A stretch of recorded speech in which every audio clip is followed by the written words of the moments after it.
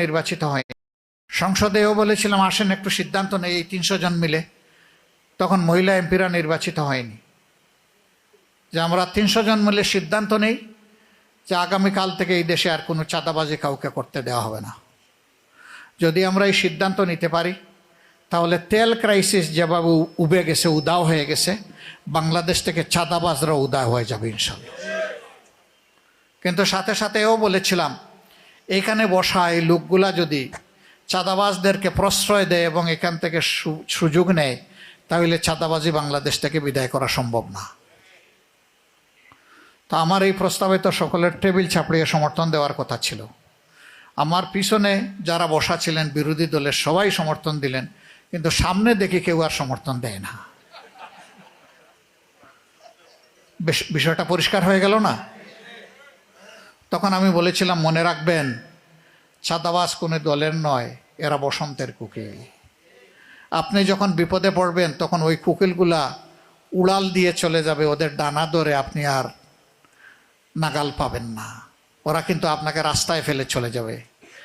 বলেছিলাম মনে রাখবেন সেই পরিস্থিতি দেখে সারা বাংলাদেশ লজ্জিত হয়েছে। সুপ্রিম কোর্টের অ্যাপিলেট ডিভিশনের বিচারক তিনি তার অপকর্ম আড়াল করার জন্য পালিয়ে যেতে গিয়ে কলা পাতার উপর তিনি ঘুমিয়ে পড়েছিলেন।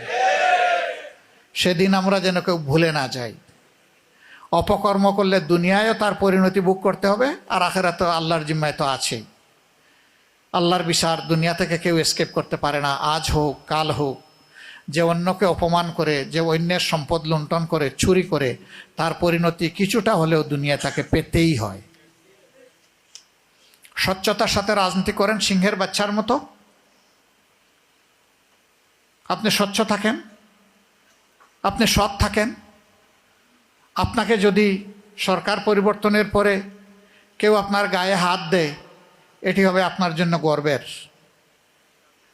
কিন্তু আপনি চুরি করে পালিয়ে গিয়ে অন্য কোনো দেশে আশ্রয় নিয়ে রাজার হালতে, রানীর হালতে থাকলেও এটি হবে বিড়ালের জীবন, এটা সিংহের জীবন নয়।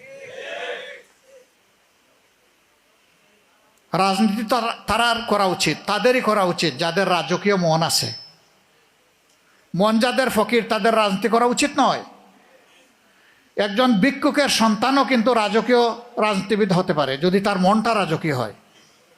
একজন শ্রমিকের সন্তান হতে পারে, ব্যবসায়ীর সন্তান হতে পারে, কৃষকের সন্তান হতে পারে।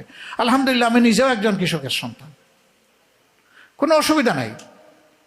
কিন্তু রাজার ঘরে জন্ম নিয়েও চুর যদি হয় তাহলে তার রাজনীতি করার কোনো অধিকার নাই, তার চুরি করা উচিত এবং চুরির দায়ে কট হয়ে তার শাস্তি নেওয়া উচিত। সমাজের আইন শৃঙ্খলা পরিস্থিতি একেবারেই ভেঙে পড়েছে। পরপর 2টা ঘটনা দেখেন আপনাদের পাশে। একটা রামিসার ঘটনা, একটা ফিরিস্তা সমান মেয়ে সর্বনাশ করে গলা কেটে 2 টুকরা করে ফেললো। কোথায় আস মানবতা? আমি কালকে সিলেটে গেলাম, সেই একই ধারার আর একটা ঘটনা দেখে আসলাম।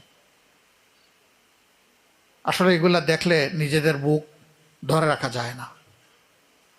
আরেকজন মা সন্তান জন্ম দিলেন, সবগুলোই ব্রিলিয়েন্ট। সমাজের এক এক জায়গায় বিশাল বিশাল মেগা শট। মা মরে পচে গিয়ে গলছেন, সন্তানের কোনো খবর নাই। এ কোন সভ্যতা? অবশ্যই এই সভ্যতার পরিবর্তন হতে হবে ইনশাআল্লাহ। এই সকল সমস্যার সমাধান কেবলমাত্র আল্লাহর বিধানের ভিত্তিতেই সম্ভব, অন্য কোনোভাবে সম্ভব নয়।